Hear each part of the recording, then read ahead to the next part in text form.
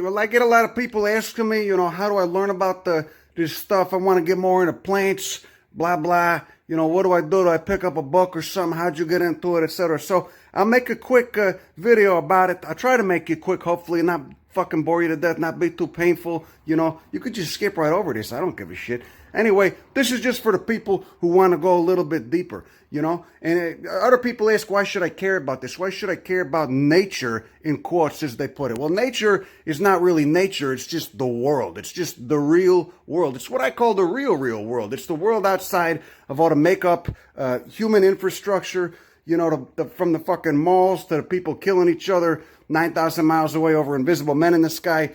That's all just arbitrary shit that humans have basically made up, and it didn't exist, for the majority, the 99.9% of the majority of geologic time here on Earth. So if you wanted some context of where you fit into the bigger picture, what was here for 99.9% of Earth history, this is a reason to get into, from geology to botany, and then that'll eventually lead you into evolution, evolutionary biology, taxonomy, fucking chemistry, but I'm not quite there yet because it's a little bit, it's a little bit more than I can chew. It's basically just understanding the skin of the earth. Plants are the skin of the earth. They've been here for a long time. They've been doing their thing for a long time. And not only that, but they don't just exist as these anomalous, or autonomous, entities, just doing their thing like you'd see in a fucking garden or something. They're parts of ecosystems. They're parts of evolutionary lineages. There's a lot of shit there to chew off, and it's all really fascinating, and it gives us some context of where we fit in to all this stuff. It's also nice because when you're tripping on some shit that doesn't really matter, your neighbor's an asshole, you want to kill your boss, someone's treating you like shit, the world's bumming you out, you just kind of keep the bigger picture going on, that what we're seeing now is a very small glimpse of the long cascade of evolution and, living things evolving on this planet. So, I mean, the reason why you want to learn about this, we all have that moment, at least hopefully many of us do. Many probably don't. There's a lot of fucking idiots out there. But we all have that moment where we realize, wow, I'm an ignorant, oblivious fuck about a lot of things around me. For me, that moment arrived on a freight train barreling through the southern Arizona desert. Around 2004, I had just found an astronomy book in the garbage at a community college down there by Tucson. And, I was reading about it, and I was reading about spectroscopy, which is basically just the branch of science concerned with the investigation of spectra produced when matter interacts with or emits electromagnetic radiation. So they were talking about, they take light, reflect it off the planet Mars, and they put it through a prism, and then you get a little barcode after you put it through the prism. And that barcode, basically told us that Mars' atmosphere was composed of carbon dioxide. Now, that blew my mind. And this was only discovered, I believe, in 1969 by a couple college kids at UC Berkeley. But I had no idea how the fuck any of this stuff worked. And so it just made me realize, wow, I don't know shit about shit. And so then, I had some questions.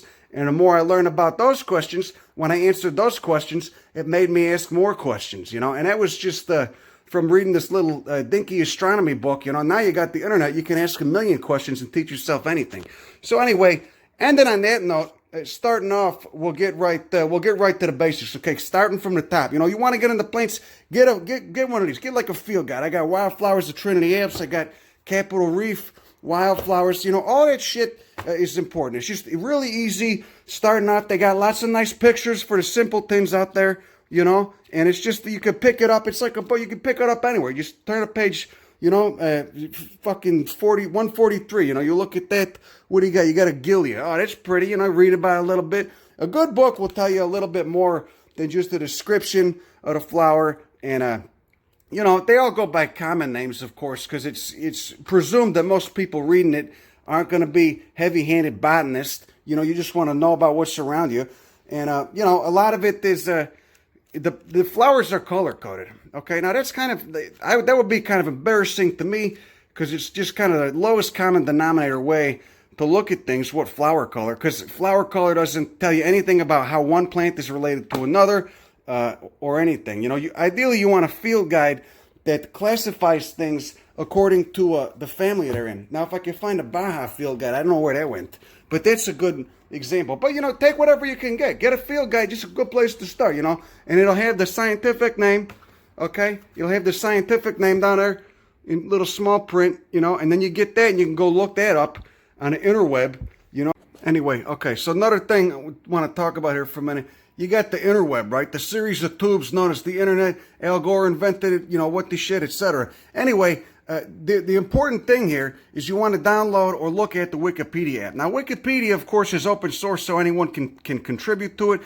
You just got to take it with a grain of salt. It's going to be full of shit sometimes, you know, at least around, you know, other subjects like celebrities or, you know, things that people get contentious about. Luckily, for people who are into botany, people don't get too contentious about plants, though it does happen. So you still gotta take it with a grain of salt. You gotta be a critical thinker, just like at any point in life. You just can't swallow shit whole. You gotta think about things, okay, before you follow rules, before you believe bullshit people tell you, and you gotta critically analyze it. Anyway, that aside, let's look at why Wikipedia is important. You go to a species page, you get that scientific name. Sometimes it even identifies it by common name. You get that species name, you go to a species page on Wikipedia. They got a Wikipedia app where you can just go out to on a desktop right here. The important thing about Wikipedia that's really nice is over here they got this little thing. Now this is called the Taxonomy Chart. This is a Taxonomy Chart. You might be thinking, why is that important? It's important, jackass, because it basically tells you how one plant is related to everything else. Tells you what family it's in. Tells you what order. And then the cool thing about Wikipedia that makes it even more exciting is you can then go to that family. You can click on, like Amorpha californica. All right, you can click on Fabaceae, the pea family, and then it takes you to another page. You could do this shit for hours, okay? And it's a great, like, it's like a choose your own adventure book. It's a way to learn about families, you know, and then you can go back to that, say you really like Amorpha for whatever reason. You know, I mean, I like it too. It's nice. We get Amorpha canescens in the Chicago area, Amorpha californica in the deserts. You really like Amorpha for whatever reason. So then you go down to the genus. Of course, everything is genus species, right? A lot of people don't know that. Now you do. Genus, Amorpha californica, species. You go down there, and then you click on a genus Amorpha, and a lot of times it'll tell you how many species are in a genus, where it's native to. Is it a New World Order, you know, or New World family, excuse me, or is it an Old World family, etc. So you can glean a ton of information off Wikipedia. It's a valuable fucking resource. I threw them $15, $20 last year. You know, they really, you know, like I said, anything on the internet you got to, of course, critically think about. You can't just swallow it whole, but it's a great resource. Another thing I do, you know, you want to learn about plants, go to scholar.google.com. Look, it's already in there. Okay, and then you could type in, this is if you get really heavy-handed. You can start reading scientific papers. Let's read about Amorpha californica and scientific, see what the research is out there in the literature, you know. Amorpha californica. Oh, look at that. Revision of the North American genus Amorpha. That's pretty interesting. So you click on it. Now, a lot of these are pay sites. You can create bogus accounts. I got an account because somebody else has my name that appears to be a researcher. I just kind of lucked out. But say you don't got you can't access it. Now this is a part of. I'm going to see if YouTube disconnects this because this is kind of illegal. You basically copy it, okay? Hit copy. Then you go to this Russian lady's doing us all a service. You go to scihub.se. That changes. And then you take that link you just copied from that paper, and you put it right there. Boom. And then it just downloads the paper for you. Oh, you got to put in a captcha first. Sometimes you do, sometimes you don't. And there you go.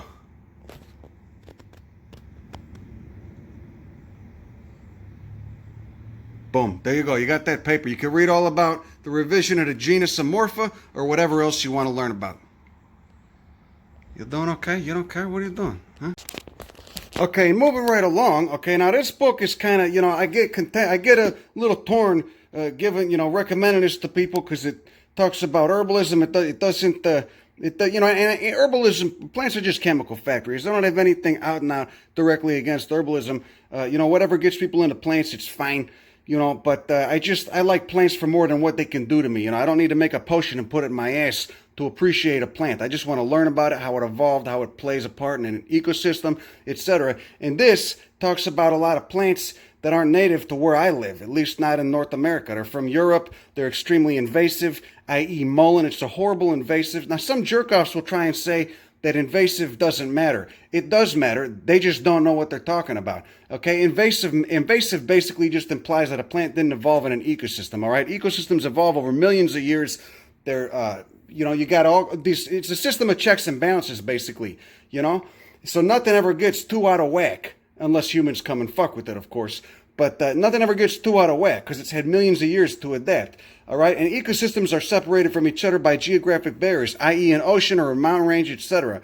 In oceans, it's especially bad because things have normally been separated for so long that the ecosystems are so different that one organism can get to this other ecosystem and get out of whack really quick. A good example is Cryphonectria parasitica. The American chestnut fungus wiped out 4 billion trees in a matter of 50 years. Devastated the ecosystem in eastern North America, and those trees are fucking gone now. And they were a major food producer all over the place.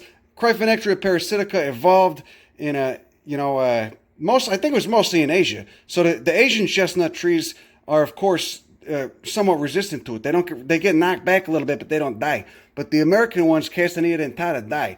That's why invasive matters, okay? It's not just some shit that a bunch of fucking, tree-hugging purists made up. It's about ecosystems and evolutionary relationships between organisms, all right? So next time someone, says invasive is subjective, it doesn't matter, just kick them in the balls and, turn them around and send them on their way. Anyway, Botany in the Day is a good book. The main reason why this is a good book is because it really runs home the idea that plants are classified not based on their leaf structure or any of that silly shit or their flower color, etc., but they're based on the morphology of their flowers, on their form, right? Like traits such as 5 united petals with stamens attached, 5 separate sepals on the calyx. Now, this is the borage family, of course, and it's got a wealth of information about families. It's basically teaching you to identify plants by families, and that's how I can go, send my ass to Chile or something, and I'll be able to tell you what family, if not what genus, if not what family, many of the plants are in down there, even though I never seen them before, because they all have, there's an affinity between North and South America in terms of, plant families and what grows down there. All right, and it covers all of them. It covers, morning glory family. The aster family is pretty complex in this. I mean, it's a whole other can of worms. You want to learn about the Asteraceae. It's the most successful plant family in the world. It's a fucking pain in the ass. I could do a whole different video on it. Nightshade family, there you go. That's tomatoes, that's potatoes, that's the turra, the shit the high school kids eat. They eat the seed pods to get high, and then they end up in a hospital puking their guts out or walking half naked along a freeway at 2 in the morning. Olive family. Ash trees are in the olive family. I didn't know that. That was pretty interesting. I mean, I didn't know it until about 4 years ago. Pretty good stuff. A lot of good shit here. This is a great fucking book, and a herbal field guide. Ugh. Anyway, it really rams home the idea that the way to identify plants is by what family they're in. And that is important, especially with this next text I was going to show you right now. Now, a lot of people ask me, when people ask me what book should you recommend to me, I always tell them this. Michael Simpson, no relation to the cartoon family. I wish it was true, but there's not. A lot of good social commentary in that series. Thank you, Matt Groening. Anyway, Plant Systematics is a wonderful fucking book. It's got, 3 or 4, I don't know, how many editions? I think 3 editions now.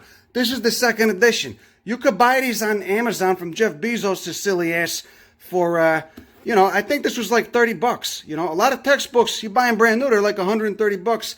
It's a ripoff, they're just shaking you down. It shouldn't be that much. But you buy the used copy, okay, or a used copy and maybe an older edition. Now, you got to, again, it's just like the internet. Since it's a 2nd edition, not the current edition, you got to take it with a grain of salt. In terms of some of the info, you got to understand some of the stuff you read in here might be wrong, okay? Especially with taxonomy, because taxonomy is just the classification of living plants. And a lot of shit is getting changed up in a world of taxonomy because of DNA analysis, which is looking at an organism's genome and comparing that genome or portions of that genome with the genome of another organism. And but it's a wonderful thing. It's a pain in the ass because, it changes scientific classifications of organisms, but it's a wonderful thing because it gets you a clear picture, A lot of plants that we previously thought were related to other plants, it turns out are not related to them at all. You know, their flowers just look kind of alike. That's called an analogous structure.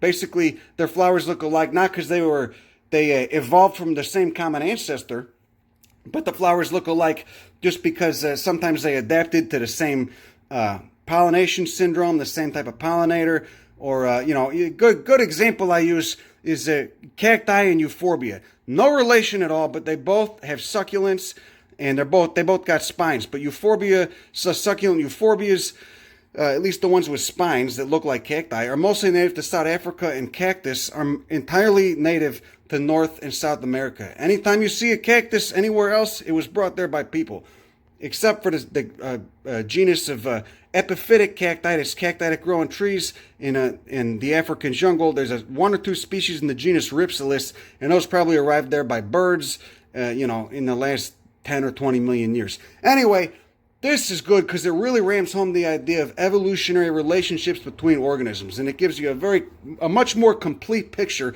of how things are related. And you can see it's pretty heavy. You know, you could beat someone with it. But it's worth it. You know, and this you really want to go down a wormhole with this shit. This is where to start. I mean, it starts off giving you, you know, intros into the whole idea of analogous structures, synapomorphies. Synapomorphy is just a trait that's shared between two plants or any organism due to a common ancestor that's shared between them. You know, it's like, you know, how we have similar skulls to chimps because we evolved from a common ancestor. So anyway, so it gets into all that, and then it goes into, you know, some of the first plant. Oh, you got some nice cladograms in there, too. See, pointing out synapomorphies. There's a synapomorphy. Oh, see, this is just a model. It explains all this stuff. You know, evolutionary trees. And once, this looks like a pain in the ass to understand, but once you get it, it changes your, it's a life changer. It just changes the way you perceive everything, from fucking animals to trees to plants. Everything is related. Everything on this goddamn planet evolved from the same common ancestor. That's Luca, the last universal common ancestor. That's a whole other bag of worms. I'm not going to talk about that. But anyway, so it's a great fucking book. It's really worth it. You want to learn some of this shit. I mean, this will blow your mind. Talking about, reversals. You know, like whales. Like whales evolving fins again to go back into the ocean. Oh, look, he's using my cactus and euphorb analogy. So he's got all that, and then he actually breaks it down and goes by order, of course, order's higher than family, in-depth perspective on how all land plants are related, you know. He's got some really good shit in here, man. I mean, you know, and then you get to the flowering plants. Of course, the angiosperms, only 130, 140 million years old, basal lineages, all that stuff. You know, and then he goes into, so he'll go by order, and then he's got a different section devoted to each family with a couple examples from each. It's a great fucking book. I guess he's just got a new one out. I'm gonna have to get it. I really can't. You want to go down a wormhole? You want to get deeper? Maybe you don't give a shit. I don't know. Don't matter to me. But if you do, plant systematics is where to start, because it really gets the idea home of synapomorphies. So again, that's the key word there. Synapomorphies, characteristics that are shared, similar characteristics shared between taxa, i.e. species of organisms, due to a shared common ancestry. And then if you're getting into plant systematics or just evolution, etc., you can go down a wormhole with this suave fuck, Carl Zimmer. I really like this guy. He's done a bunch of good books on viruses, a lot of interesting shit out there. I think he was primarily a virologist.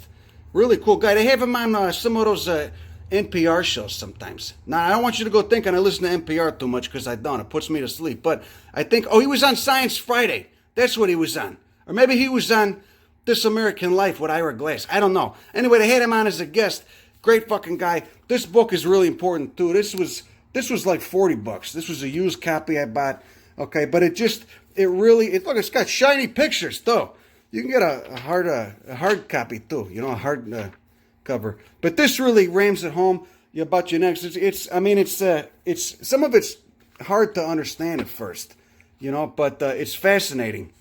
A lot of it is really cool. He talks about the ancestor of whales 50 million years ago, discovered in the Eocene fossils of whales, like fossil whales before they had fins, when they still had legs. Really, really interesting shit. Talking about genes, gene codes, using molecular clocks that's looking at organisms' DNA to figure out when it evolved. Some really utterly fascinating shit, and it's a fucking phenomenal book, Certainly not light reading, though. I tried reading this at work once on company time, and I had to look up every like 45 seconds. It was like the worst fucking AD, and I've already got pretty bad ADD, so it was pretty hard. You got to get this when you got, an hour to sit your ass down in a coffee shop or sit down, whatever, and learn about it. Fascinating stuff, though. And on that note, if you like this kind of shit, check out the channel PBS Eons on YouTube. It's another great fucking channel. The nerds over there are doing a real good job of just laying out the evolution of life, Earth history, some fascinating shit. Wonderful fucking channel. Check that out. All right, and lastly, I'm going to close with these. These are floras. Now this is fucking, I don't know what to say. It's intimidating as hell. And not only that, but it doesn't have any nice pictures in it. It's got some line drawings of different taxa, okay? It's not a charismatic book when you're first getting into this stuff, but it's a necessity. This is the Jepson Manual. This is the Flora of California. Every plant that's been recorded in California, from invasive bastards to native bastards that evolved there over millions of years, is in this book. And basically, this just familiarizes you with using a botanic key to figure out what species of whatever, and whatever family you're looking at. The thing with this, though, why it's, you kind of, I would get it now just to have it if you really want to, but it's going to be more useful when you've already, looked at like that Botany in a Day book, and you get an idea of what family something's in, because then you can go, okay, I know this is in, let's say, Boraginaceae. I know a certain plants. Look at a fucking Asteraceae section of it. Look at that. This is just, oh my God. It makes botany look like a trip to the DMV, but you got to start getting into this, because basically it teaches you what to look for in the morphology, what things to pay attention to in the morphology of plants. Things like, especially with asters, pappus scales, bristle-tipped, corollas, cream to white or purple tinged. If that's the description of what you're looking at, it's in the genus Hymenopteryx. Okay? Whereas pappus scales, obtuse to acute, corollas generally yellow, and what the shit. Then you got two more. It's basically, this is really the choose your own adventure book of figuring out what the hell you're looking at. And then of course, you figure out what genus it's in. You go to that genus, and then you got another key. These are called botanic keys. So let's look at the botanic key for Connectus, one of my favorite genera of plants in the Asteraceae. Look, it's Jim Moorfield. He's over there in the vet. He's a nice guy. Anyway, so you got, okay, these are called a lead, basically. Okay, each statement, you got a series of contrasting statements. One, and then where's the next one? The next number one is down here. Okay, one's a perennial, and the other one is an annual. Those are two contrasting statements. Now you got to pick one. You got to figure out whether the plant you're looking at is an annual or perennial. Now how do you do that? You look at a fucking base, okay, and look if it's got woody tissue or not. You just got to figure out how to tell if a plant comes back every year from basically a woody rootstock or a woody stem, if it doesn't get too freezing cold out there, or if it's an annual. If it's like a lot of shit in the deserts are annuals. They just, they grow really fast in a couple of months, flower, set seed, reseed, and then they die. And then the seed lays in the soil till next year when it, or maybe it doesn't germinate next year because you don't get any rain. Maybe it germinates in 2 or 3 years. You get more rain. That's an annual. Okay, so that's the first choice we have. Perennial or an annual. All right, now let's say the plant I got is a perennial. Okay, so I take that it's a perennial, and now it can only be everything above this number one. So it's this number one. It's this lead. Okay, so everything above the next one, this whole little section right here, is basically my options of what the shit I'm looking at could be. Because we know it's a perennial, right? It's not an annual. All right, so it's everything beneath this lead. Every one of the numbers beneath that lead. So then the next one is leaves generally cauline. That is, are there leaves on the stem or are they basal? The opposite of cauline is basal leaf. That if a plant just has basal leaves, not cauline. Now that seems like a pain in the ass, especially if you don't know what the fuck cauline means. Luckily, it's got a glossary, okay, which I've gotten. I put a little piece of tape over here where so I could tell what the hell. See the glossary right there. So I know that's, I could go look it up. All right. Now it's a pain in the ass, yeah, but you do this enough times, you're gonna learn this shit. All right. So don't be a jackass. Don't be lazy. You're gonna eventually learn this stuff. So now you know cauline means you got leaves on a stem. Okay. So leaves generally cauline or not. And then the next option, of course, is leaves basal. So let's say I got leaves that are basal. So I could disregard all this shit. Now I know I've narrowed it down more. The only options that the shit I'm looking at could be is this stuff between these two fingers, all right? Everything beneath this lead. Leaves basal, head scopose. Now what's scopose mean? Now we got to look at this. Look it up in a glossary, right? Now you know scopose means it's got escape, right? So it sends up a single stock, a single flowering stock. Maybe sometimes you send up a couple flowering stocks. So you go to the glossary, you look up scopose, okay? Obviously, yeah, basal, it's got a basal rosette, and then it sends up a stock.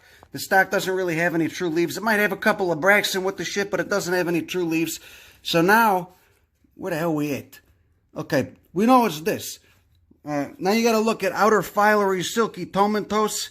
It's kind of funny. Silky tomentose. It's so silky. Oh, it's so silky. Like a nice robe. Kick me in the balls. Outer filary silky tomentose, non-glandular, or the outer filary is generally glandular hairy. Don't know what any of that means. Again, look it up. Glandular hairy just means it's sticky. It's got hairs and trichomes and shit on it. And silky tomentose means it's got the hairs on it, but they're small. Like silk. And it's non-glandular. It's non-sticky. So let's say it's that. Outer filary is silky tomentose, non-glandular. Boom, you got, boom, right there. Connectus alpigina. Huh? What do you think of that? That's all, and you can keep doing it. Basically, that's a pain in the ass. But, and sometimes you got to do it, boom, boom, boom, over again. You'd be here for 15 minutes trying to key something out, figure out what the hell it is. But then once you got it, you know for sure that's what it is. Okay? And, it's a pain in the ass. Maybe you don't want to go down that far. Maybe this is, if you're like me, you've been in this 15 years, it's your way of coping with all, with how much normal life makes you want to puke. Then you can get into this. But it's a super helpful tool. That's how you use a Flora. And then, of course, let's go to Connectus alpigina. Then you go there, and you got a nice description, okay? No pictures. I mean, you got pictures, they got some line drawings over here. But no pictures right off. And you got a nice, basically a nice written description of the plant. The ST stands for stem, obviously. LF stands for leaf. And INFL stands for inflorescence, flower, fruit, and so on. And then it tells you what type of habitat it grows on. Open, loose, generally granitic sand, gravel, scree, 2,200 to 3,900 meters. You figure it's 3.3 feet to a meter. It's a fucking high plant. It grows way up there, it's got to be in the Sierras or some shit. Oh, yeah, White Mountains, look at that. Where the bristlecones grow, like 10,000 feet. Okay, but it's a fucking great tool. Tells you a lot about a plant. Floras are great. They're worth lugging around. Look, I got Florida Four Corners region, and I got flowering plants that are Transpicos. I don't think they got one for all of North America, but it's like 14 volumes. It makes me kind of want to gag thinking about it. Not gag. It makes me want to die a slow death. But I'd still buy it and get into it because I'm a masochist. Okay, and lastly, now, using a series of tubes known as the internet, I want to show you another great tool. Now, this was invented, I believe, is some kid's college thesis here in the Bay Area, iNaturalist.org. Now, I avoided it for a long time because the whole word naturalist kind of gives me the heebie-jeebies sometimes. I think of really soft-spoken, creepy people that are somewhat passive and also passive-aggressive. But that was me being a jackass. That was my own predispositions to assuming things about people, which I've slowly learned to shut the fuck up about. Regardless, somebody recommended it to me, and I finally went to it. My friend Alan went to it first. I believe he's a big mushroom guy. He's writing a book on the mushrooms in Mexico. He told me to get into it. I started documenting stuff. What it basically does is it geotags. It uses geotagged photos in smartphone technology that you then upload to their server, and it puts it in a big database. And it's a fucking wonderful tool. You also get a lot of people on there, a lot of professional botanists still going on there to identify stuff for you. you can explore, you know, and that's what I want to show you. You can use the explore option and look at a map of where you're. Let's look at this. Like, here's the map right here. Let's look at a remote ass region. Let's say, I don't know, where's a really remote area? Let's look at Iowa. Let's see what people are documenting in Iowa. All those little gray dots, of course, represent observations people have made. It looks like a giant clusterfuck from this high up, but as you get closer, you know, I don't want that. Oh, God. Okay, look at this. Look, here's a nice area where not too many people have documented stuff. And this is pretty fucking great. You can look, you can basically look at what people have documented in the area. And you can do, especially you can do a list like that. Put it in a list. Then you got a nice little thumbnail about everything that's been documented. And a lot of it, you know, has already been named. There's a lot of unidentifieds, but you can also go up to filter so you don't get any of the unidentifieds, you know. Let's say I just want to look at plants. Where's the plant thing? Plants, you can go to filter, then you go to, you know, verifiable.